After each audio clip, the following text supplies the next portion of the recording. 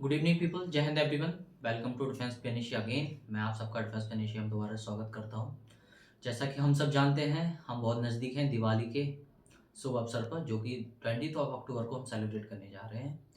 तो सारे ही फैमिलीज़ में काफ़ी ज़्यादा खुशियां हैं। हम सब लोग काफ़ी खुश हैं क्योंकि हिंदू धर्म में हमारे यहाँ पे हम ये सबसे बड़ा त्यौहार जानते हैं, जैसे कि दिवाली सेलिब्रेट करते हैं। तो इस साल हम 20 ऑफ अक्टूबर को सेलिब्रेट करने जा रहे हैं। तो मैं कुछ चीज़ों को आपके साथ हाईलाइट करना चाहूँगा।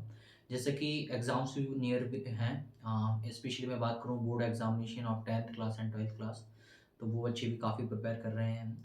और कॉम्पिटिटिव एग्ज़ाम्स की बात करूँ, जेईई मेंस के एग्ज़ाम की बात करूँ, या फिर मैं डिफेंस के एग्ज़ाम्स की बात करूँ, सीडीएस, एनडीए, कैट एग्ज़ामिनेशन जो मैनेजमेंट के लिए होता है, या फिर मैं स्नैप एग्ज़ाम की बात करूँ, या जेट की बात करूँ, या एनमेट एग्ज़ाम की बात करूँ जिसकी डेडलाइन कल है, जो कि मैनेजमेंट के लिए ही होता है। तो इतने सारे एग्ज़ाम्स हैं लाइफ में, इतना सारा प्रेशर है बच्चों के ऊपर, तो बच्चे कंफ्यूज हो जाते हैं कभी-कभार कि सर प्रिपरेशन करें या सेलिब्रेशन करें, क्या करें, एक्चुअली क्या करना चाहिए हॉलिडेज़ के दौरान।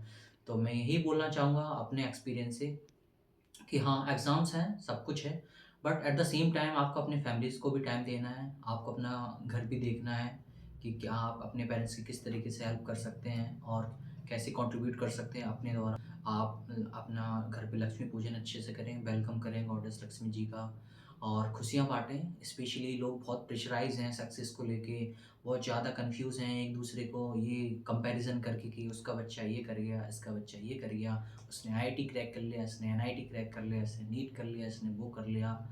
तो मैं यही बोलूँगा, आप अपना बेस्ट देते रहें। और एक टर्म है हार्ड वर्क, और कुछ लोग समझते स्मार्ट वर्क। तो मैं फिर से आपको एक चीज़ कह देना चाहता हूँ कि हाँ, स्मार्ट वर्क एक टर्म है जो बस एक स्मार्ट अप्रोच जिसको बोलते हैं कि स्मार्ट अप्रोच के साथ हार्ड वर्क करो। कहने का मतलब यही है कि आपको हार्ड वर्क का कोई सब्स्टिट्यूट नहीं है स्मार्ट वर्क। हार्ड वर्क में ही ये छिपा हुआ है स्मार्ट वर्क। बेसिकली कि आप चीज़ों को सही यूटिलाइज़ करके, सही टाइम मैनेजमेंट करके और सही तरीके से अपनी प्रिपरेशन कर रहे हैं, उसी को स्मार्ट वर्क बोलते हैं। ये कोई अलग से सेपरेट वर्ड नहीं है स्मार्ट वर्क, जिसको आपको अलग तरीके से करना चाहिए या फिर कुछ अलग प्रोसेस फॉलो करना है। प्रोसेस वही है। मीन्स आप अपनी लाइफ में डिसिप्लिन है और आप चीज़ों को आप कंसिस्टेंटली कर रहे हैं। जो चीज़ आप डिसिप्लिन के साथ, टाइम मैनेजमेंट के साथ और कंसिस्टेंटली कर रहे हैं, इसका मतलब है कि आप डेफ़िनिटली आप अपना एग्ज़ाम क्रैक करेंगे। आप जो भी आपका एम है, आप डेफ़िनिटली आप क्रैक करेंगे। और ये बात सिर्फ़ स्टूडेंट्स के लिए नहीं, ये बात सभी के लिए, कोई भी हो, कुछ भी कर रहा हो। और दूसरी चीज़ मैं ये बोलना चाहूँगा कि जैसा हमें अपनी लाइफ़ में बहुत सारे कलर्स भरने हैं। हमें ना सिर्फ़ पढ़ाई पे ध्यान देनी है, हमें अपनी हेल्थ का भी ध्यान देना है।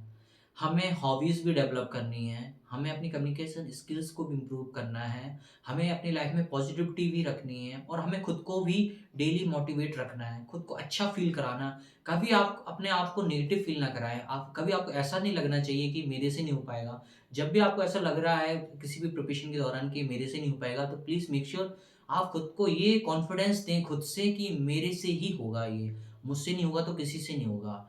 कॉन्स्टेंटली, कंटिन्यूअसली प्रिपरेशन करते रहें, पढ़ते रहें, और अच्छे शेड्यूल्स के साथ पढ़ने। आप जब अच्छे शेड्यूल को फ़ॉलो करते हैं, डेली पढ़ते हैं और अपने पीवाईक्यूज़ को भी करते हैं और अंडरस्टैंड करते हैं, सबसे इम्पोर्टेंट चीज़ होती है बेटा कि खुद को भी समझना कि आप क्या हो, आपकी खुद से एक्सपेक्टेशन क्या है, आप कितने टाइम में क्या चीज़ करना चाहते हो और क्यों करना चाहते हो। सबसे इम्पोर्टेंट चीज़ यही है कि आप क्यों करना चाहते हो। अगर आपका क्यों स्ट्रॉन्ग है ना, तो डेफ़िनिटली आप कभी डीमोटिवेटेड फ़ील नहीं करेंगे।